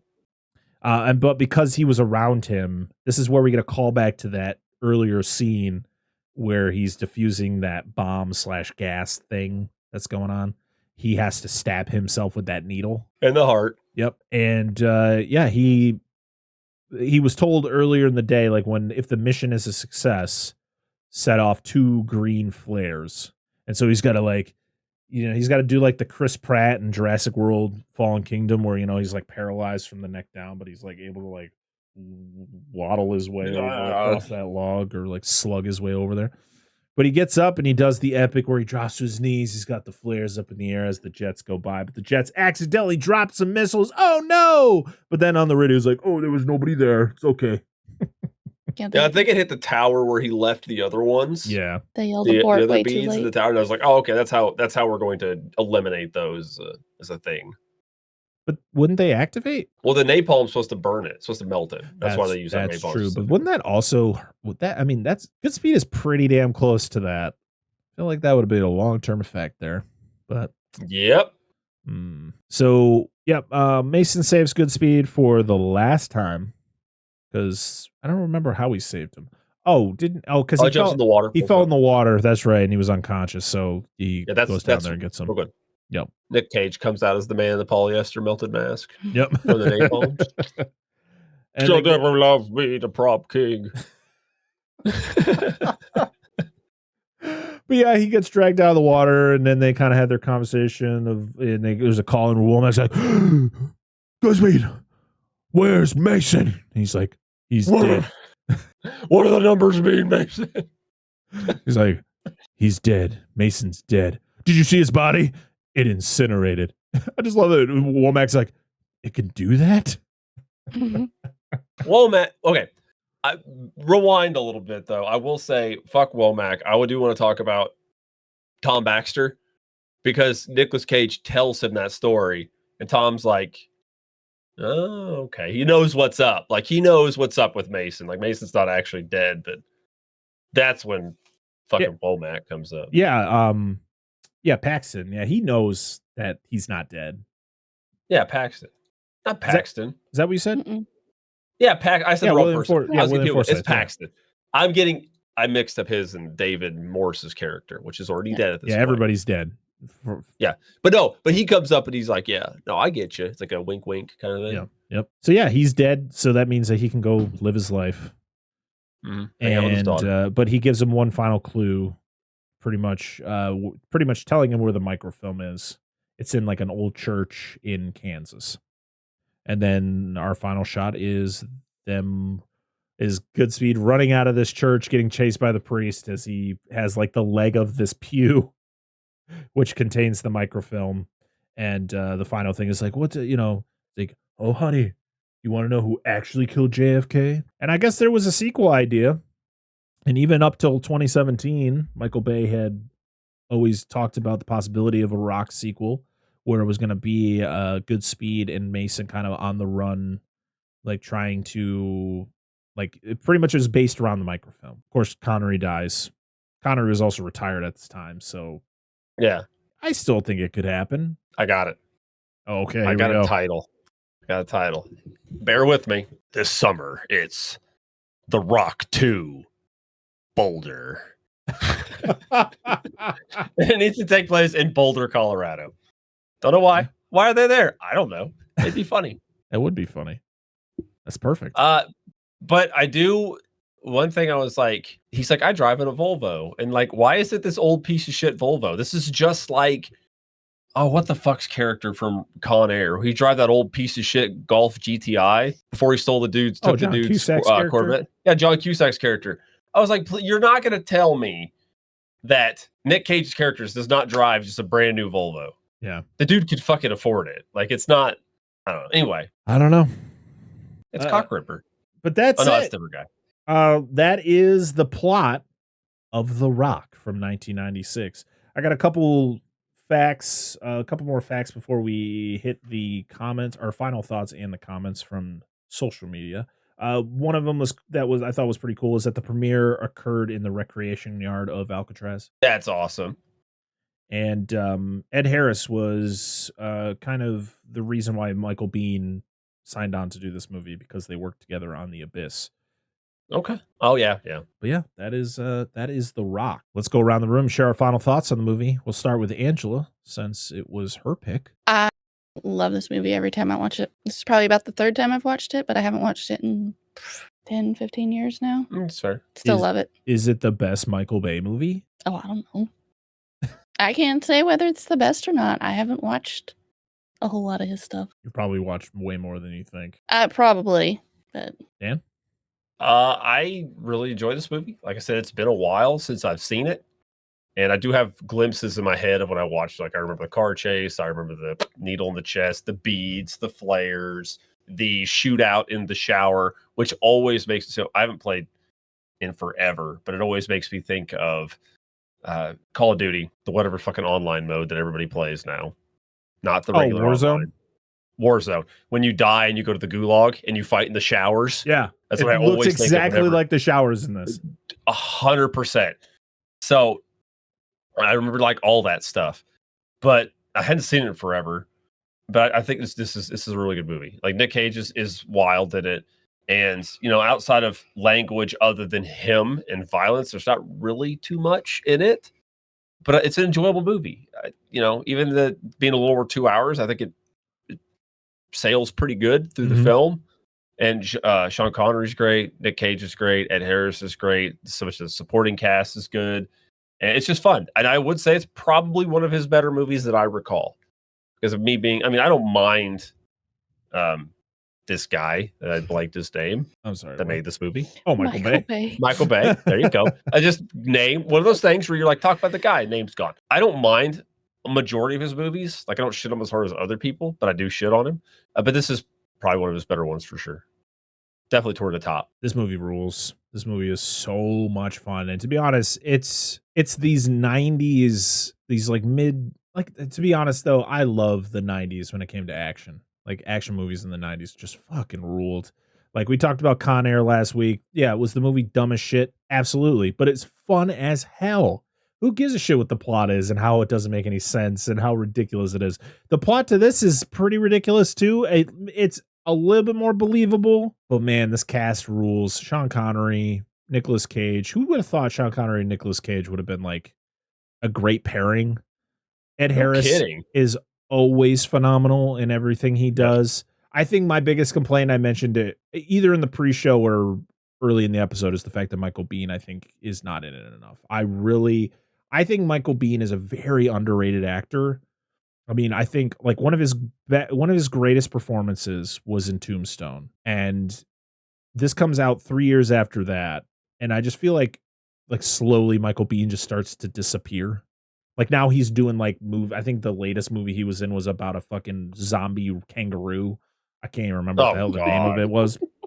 Sorry, Michael Biehn.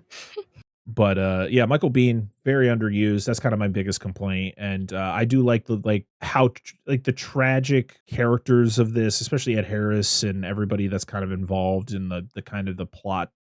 Not really a plot twist, but kind of how everything culminates in this one. Instead of it just being your traditional like villain does something crazy, villain dies at the end. It's like you get this small little twist of Ed Harris is your first villain, but he's not really the true villain. This is definitely Michael Bay at his best. Like I think Michael Bay, he has good movies throughout his career. Like I said, we talked about Bad Boys. That was his first go around. This is his second go around. Both, I think, freshman and sophomore outings, he's hit him out of the park. He would go on to do like Armageddon, which people either love it or they hate it. Bad Boys 2, I always have an affinity for that movie, even though the movie is fucking so dumb. I think Michael Bay, I wish Michael Bay would go back to doing more original stuff. I think Transformers really kind of put him on this weird trajectory that kind of, he needs to be this bombastic action director. And I mean, if you're into that, that's cool. But I love the early stuff where there was an actual like plot that you could mix perfectly with that hardcore action. Like Pain and Gain. Like Pain and Gain was like a movie. It was based on a true story, but it was a good mix of a very good story with outrageous action set pieces. Yeah. So, Oh, you muted yourself. I don't know if I would say this is his best movie, but it is damn well close. Like, it would probably be number 2 for me. Just for personal nostalgic reasons, I would put other movies of his above this one, but this one is one of the, I think, best, most well-rounded movie that he's ever done. And this was only film number 2. So, yep, I do have one more thing. When you get done, I'd go ahead. add. I don't like I mentioned earlier, but there's 2 plot points that I don't like how they end. Yeah, I remember you talking about that. So, what is it? The Red Sea Trading Company? Yep. Is that what it was called? Which doesn't go anywhere. The Red Sea Trading Company, which goes nowhere. I hate that the FBI director is so up his own ass about Mason. Like, I get it. Yeah. So up his own ass about Mason that, like, he's not like, we should look into this because this is questionable as fuck. Nothing comes of that. And then, like, you talked about Ed Harris's character, like, he's trying to do this, albeit I don't know how you would do this necessarily in a better way, but not the best way of doing it. But there's no closure to it. Mm-hmm. Like, he's doing something, albeit shitty stuff happens around it, to help people. Yeah, he's taking his own personal experiences with Mason into effect, and it's affecting the situations to the point where it's like, we're literally trying to, you literally have him in there to try to stop these missiles that are literally going to kill thousands upon thousands of people. Yeah. And all you're worrying about is the history you have with this guy. Like, get over it. Yeah, the FBI director, like, get over it. Yeah, and it would have been cool because if they had, like, finished with this, they could have been like, all right, listen, certain people in the FBI, the head director, whatever, could have been like, hey, listen, we looked into these funds. We're going to, pursue action on this, whatever, and see if we can get this money and put it toward the people that Harris was trying to put it towards. So at least those people's family members would have got something, because there's no closure for them. They died, they got fucked over, Ed Harris died, nothing comes of it. Yeah. It's like if they made Robin Hood, he's like, I'm going to steal all this money and give it back to the poor. And the sheriff of Nottingham comes and kills him, takes the money, and nothing happens. Yeah, it kind of abruptly ends. Yeah. There is no closure for certain characters.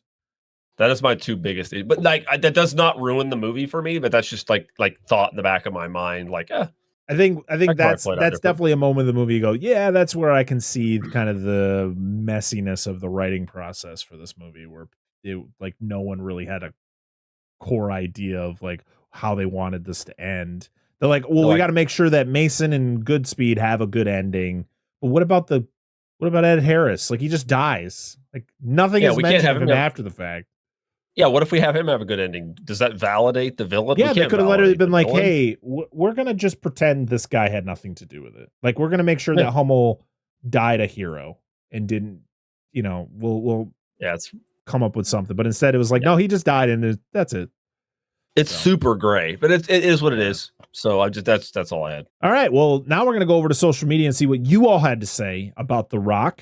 We're going to start over on Twitter, where our first one is from the Howdy Beans podcast, who says, I fucking love this movie. To me, it's a Bond sequel in disguise. A great end to Connery's run as the character as he goes out into the sun.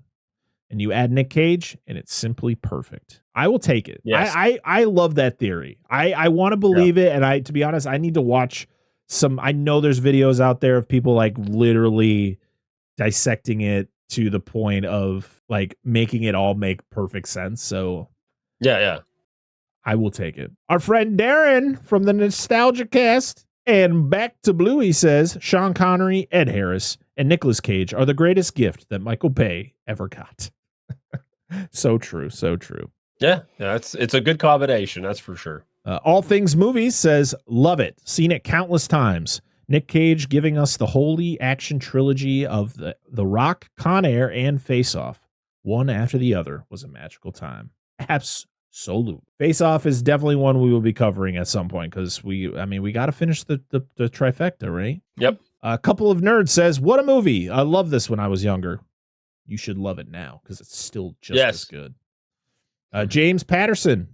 Not that James Patterson. Not the writer. James Patterson. Oh, it's fine either way. That'd be cool. Says, what a film. Absolutely loves it when I was younger and still do now. A film I quote a lot with my pals. Your best line is absolutely tremendous. Stu World Order says, I have. It rules. But I just asked, do you love it? I love it. Rock candy. Corey Morissette says Michael Bay's best movie. And Jesse, or at Mr. _J300, says, I've only seen parts of this movie, but I like it. You should watch the whole thing. Yeah, please. You should literally go watch the whole movie because it's that good. It's not really streaming on anything. At least we couldn't find it.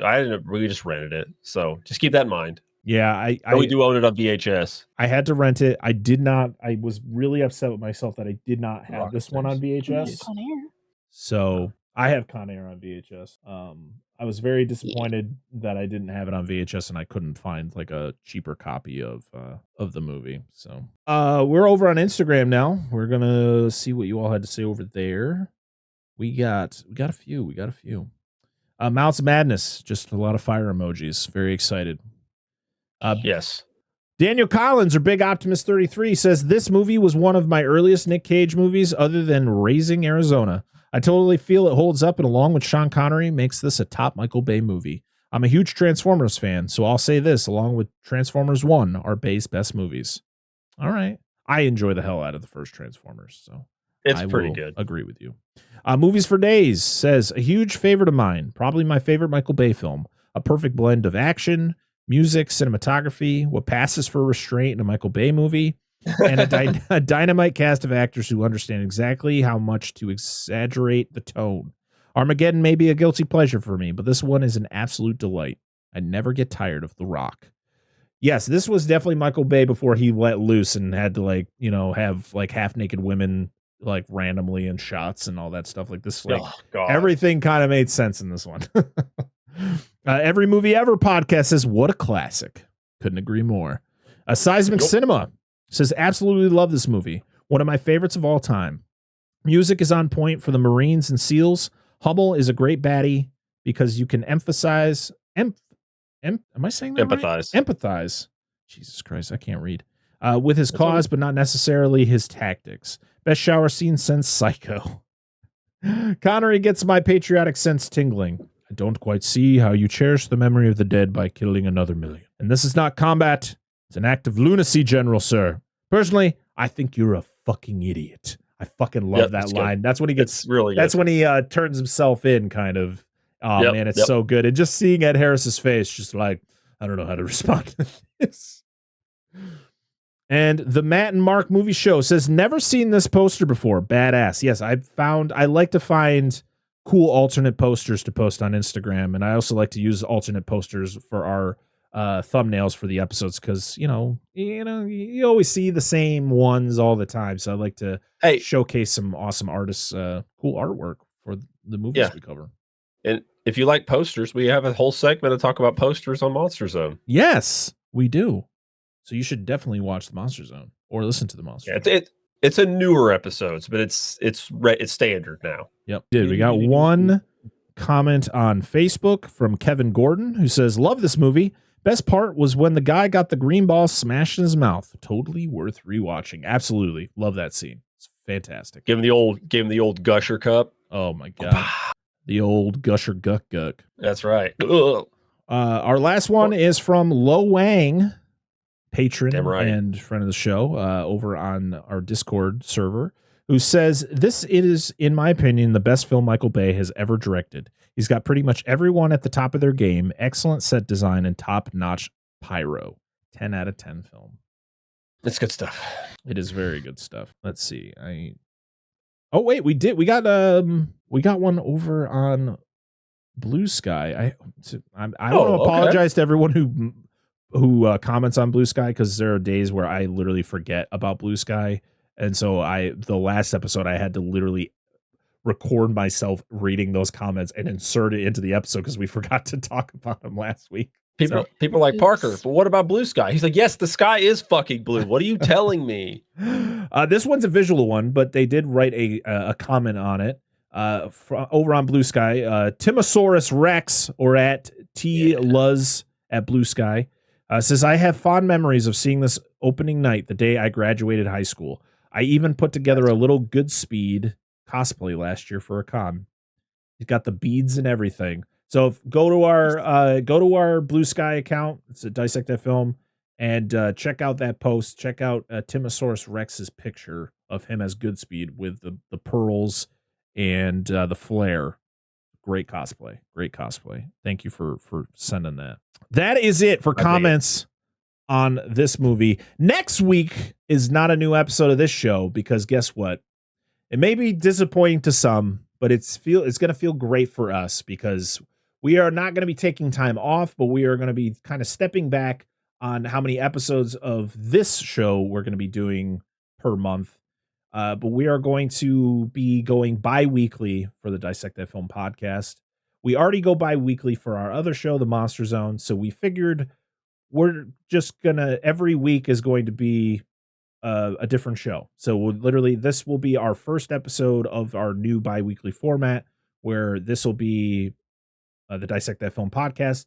Next Friday, you will be getting an Out of the Patreon Vault episode of The Monster Zone, which is 1955's Tarantula. And then the week after that, you'll be getting another Dissect That Film podcast episode, which is not decided yet, but it is going to be spider related because in our last Monster Zone episode, we spun the wheel and landed on a spider movie, which coincided with the Tarantula Out of the Patreon Vault episode, which was not planned. That was literally the next one I was going to release from Patreon. So I figured, why not cover a spider movie on the podcast?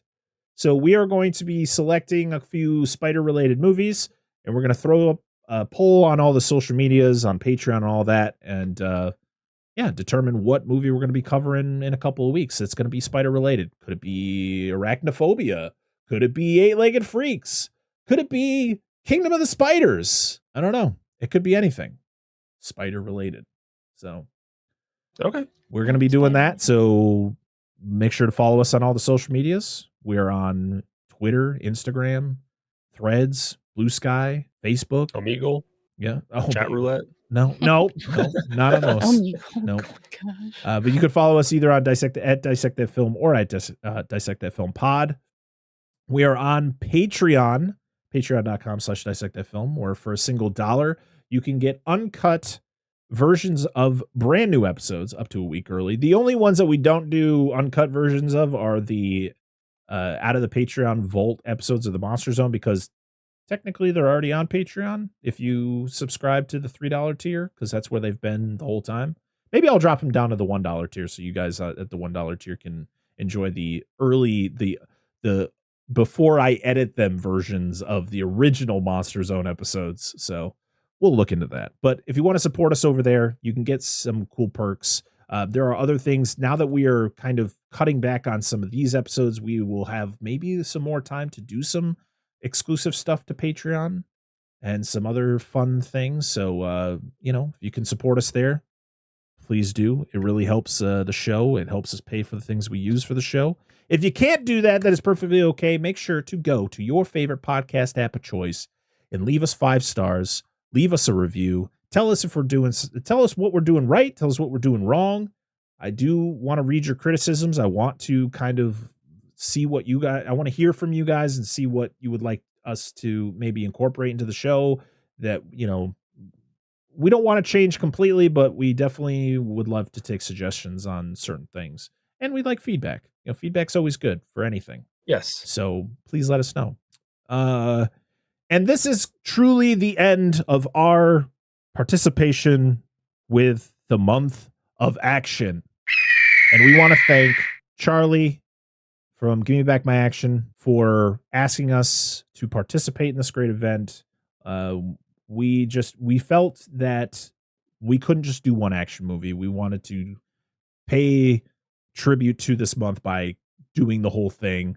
And thanks to Angela for picking this movie to kind of help continue it, even though it wasn't really the original plan. But you know what? She picked the movie and I said, fuck it.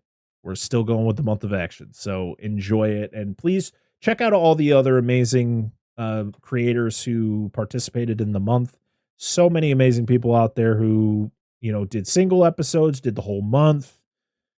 Charlie, Anna, Dustin, they put a lot of work into making the Month of Action what it is and what it's going to be going forward. So make sure to check out all those awesome shows and creators and because there's a lot of amazing ones out there.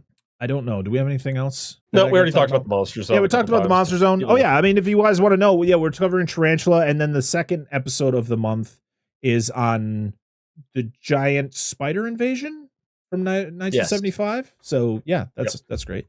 Oh, make sure to follow our other co-host, Mikey, who joins us for the Monster Zone. He made our awesome logo for that show. And there's an Instagram page that I am slowly in the process of making. So make sure to stay tuned for that. I will post when that drops. Make sure to check out the Monster Zone. Seriously, it's going to be just as prominent on this feed as the regular show now. So please show it the love that it deserves, because it's a really fun show. Dan and Angela run it.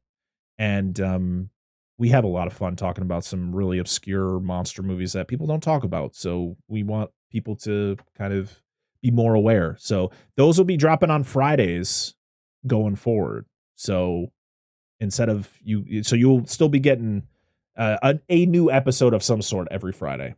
So if you have any questions on why we're doing what we're doing, like I said, let me know. I will tell you as much as I want to tell you. And that's I think that's it, guys. I might be missing something. I feel like I'm always missing something. We'll get next episode. Yep. The last thing I got to do is thank our wonderful patrons. And you think I would open the fucking link, but no, I don't. That's too much work, dude. I always do it the last second. We got so much shit to do during the episode. How are we going to remember that? It's at the end. I know. All right. It's like I barely remember. Go ahead. You're good. Nope. Go ahead. All this time, we still do not know how to not walk over each other when we're doing this. And we never will. Never will. I want to thank our wonderful patrons: Billy Joseph Jr., Bucket of Chum, the Shark Movie Podcast, Corey Morissette, Daniel Collins, Jordan Champion, Lo Wang, Rudy5453, Dustin from the Flicks and Friends Podcast, Angela, Anna Presley, Dan of Dissect That Film, Doom Generation, Eric Stein, Jason, and Robert Stewart. Thank you so much for supporting us over on Patreon, and thank you to everybody else for supporting us, period, because without you, this show wouldn't be what it is. And we're still having a blast, so thank you for all the support that you share. And until next time, for the last time for the Month of Action, I am Brett Parker, and that is Dan and Angela of DNA Gaming. We are Dissect That Film, and this has been the Dissect That Film Podcast number 214. Wow. Yeah. Goodbye. Bye. Now leaving TheRock.